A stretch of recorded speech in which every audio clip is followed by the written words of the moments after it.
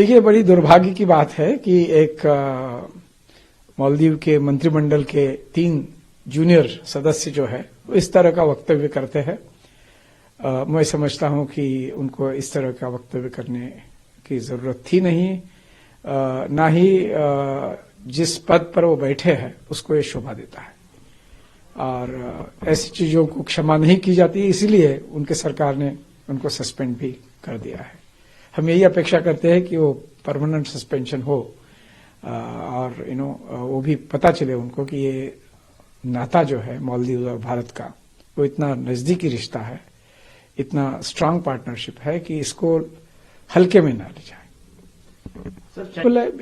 मुझे नहीं पता इस स्पेसिफिक इंसिडेंट में कोई ये जो घटना घटी है इस तरह का वक्तव्य करने की, इसमें कोई चीन का रोल है इसके बारे में मैं नहीं कह सकता, लेकिन हाँ, चीन ने जरूर पिछले 10 साल में ये कोशिश की है कि वहां के सिस्टम के अंदर घुसकर और वहां के जो महत्वपूर्ण लोग हैं उनको अपनी तरफ खींचा है। अब किस तरह से खींचा है, चाहे प्रलोभन दिए होंगे, चाहे वहां बुलाकर आमंत्रित करके उनको अच्छा उनकी खातिरदारी की हो अलग अलग तरीके से, तो ये सब संभव है। और चीन ने ही जो है आज जो इंडिया आउट अप्रोच है, इंडिया आउट कैंपेन जो रहा इनका प्रेसिडेंट मुइज्जू का चुनाव के दरमियान, उसमें जरूर चीन की भूमिका रही होगी उनको मदद करने की, इसमें मुझे कोई शक नहीं लगता है। बाकी चीन का तो काम करने का जो तरीका है वो जो है लोगों को, देशों को कर्जदार बनाओ, कर्ज में डुबाओ उनको और फिर उनका हाथ छोड़ दो। ये भारत के पार्टनरशिप अप्रोच के बिल्कुल विपरीत है, विरुद्ध है। तो उन्होंने तो किया है, और कंजर्वेटिव पार्टी है, लिबरल नहीं है जो मुइज्जू की पार्टी है। उनकी जो प्रेडिसेसर थे प्रेसिडेंट यामीन, उनकी भी चाइना मदद कर रहा था, और हालांकि वो चुनाव लड़ नहीं सके, उनके बड़े गंभीर आरोप थे उनके ऊपर, तो इसलिए मुइज्जू को उनको एक कैंडिडेट बनाया गया और इंडिया आउट के जो है कैंपेन पर चुन के आए। लेकिन मैं नहीं समझता हूं कि उनको ये करना जरूरी था। काम करके कोई भी चुनाव जीत सकता है, ना कि इस तरह के पड़ोसी देशों के साथ, जो अच्छे देश है, मदद कर रहा है उनके साथ इस तरह से बर्ताव जो मैं समझता हूं ठीक नहीं है। सर, प्रधानमंत्री के लक्षद्वीप या अब चीजें निकल कर आ रही है कि सबसे ज्यादा गूगल पर लक्षद्वीप को सर्च किया जा रहा है। अब जो टूरिस्ट हैं भारत के, वो लक्षद्वीप की ओर देख रहे हैं। तमाम कंपनियों की तरफ से भी बयान निकल कर आ रहे हैं कि हम मालदीव के जो टूर है वो नहीं ले रहे हैं, लक्षद्वीप की ओर हम लोग आगे बढ़ नहीं। ये देखिए, ये दुर्भाग्यपूर्ण बात रही जिस तरह की घटना घटी और वक्तव्य दिया गया वो 3 मंत्रियों ने, जूनियर मंत्रियों ने। लेकिन ये अच्छी बात है कि पहली बार आम भारतीय जो है लक्षद्वीप की तरफ देखने लगा, क्योंकि हमारे रडार के बाहर था आज तक लक्षद्वीप।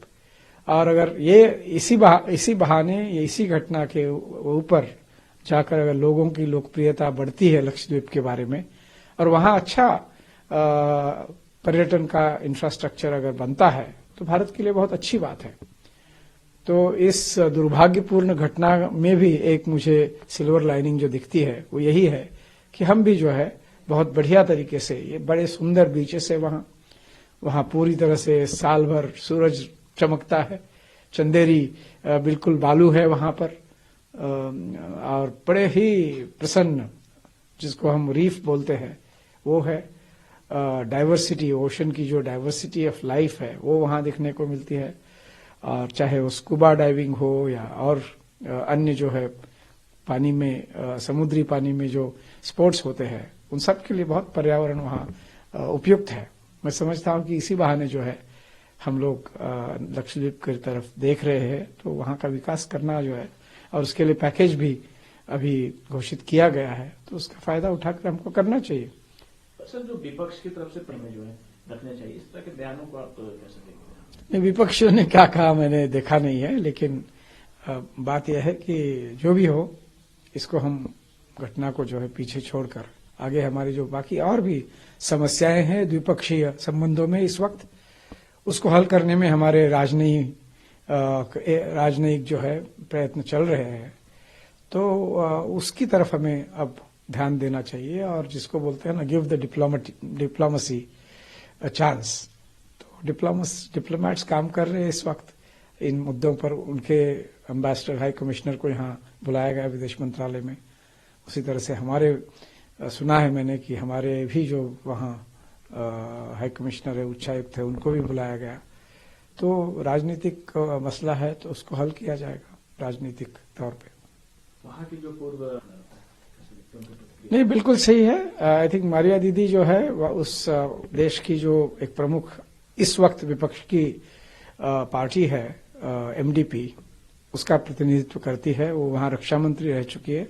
अन्य भी बहुत महत्वपूर्ण पद उन्होंने भूत में निभाए हैं। तो उनको परिस्थिति की पूरी कल्पना है। उनको ये भी कल्पना है कि भारत किस तरह से मदद करता है, जिसके बारे में पूरी तरह से बताया नहीं जा सकता है।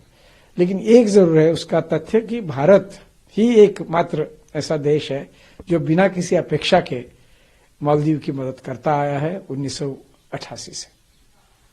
तो ये अपने आप में एक महत्वपूर्ण बात है, जिसके बारे में जितना हम सोचते हैं उससे भी ज्यादा मालदीव के नागरिकों को सोचने की जरूरत है। आखिरी सवाल है मेरा, वहाँ के टूरिज्म मिनिस्टर, टूरिज्म इंडस्ट्री ने, और जैसे कि आपने कहा मारिया दीदी ने भी इस तरह का एक जो है बयान जारी किया है, वो बिल्कुल सही है कि भारत जो है फर्स्ट रिस्पोंडेंट रहा है हर क्राइसिस में, चाहे वो जल का संकट हो, चाहे वो वहां पर जो प्रेसिडेंट गयूम के समय पे वहां कू हो गया था ऑलमोस्ट, जिसमें भारत ने उनको बचाया, और वो जो वहां पर जो इंसर्जेंट्स थे उनको भगाया, उनको पकड़ा। तो भारत ने तो उनकी इतनी मदद की है जिसके लिए उनको वास्तव में गंभीरता से सोचना चाहिए। आखिरी सवाल से चूंकि आप मेरे लिए संदेश यही है कि उच्च पद पर आसीन व्यक्ति को इस तरह से दूसरे पड़ोसी देश के प्रधानमंत्री या हेड ऑफ गवर्नमेंट और हेड ऑफ स्टेट के बारे में इस तरह का वक्तव्य शोभा नहीं देता। और इसीलिए कुछ लोगों ने हमारे यहाँ विशेषकर भारत में बड़ा आक्रोश हुआ इसके बारे में। लेकिन अब इस प्रकरण को हमें जो है पीछे छोड़ के हमारी जो मल्टी डायमेंशनल रिलेशनशिप है, संबंध है, उसको हम किस तरह से और सुदृढ़ और मजबूत कर सकते हैं, इसकी तरफ ध्यान देने का अब समय आया है।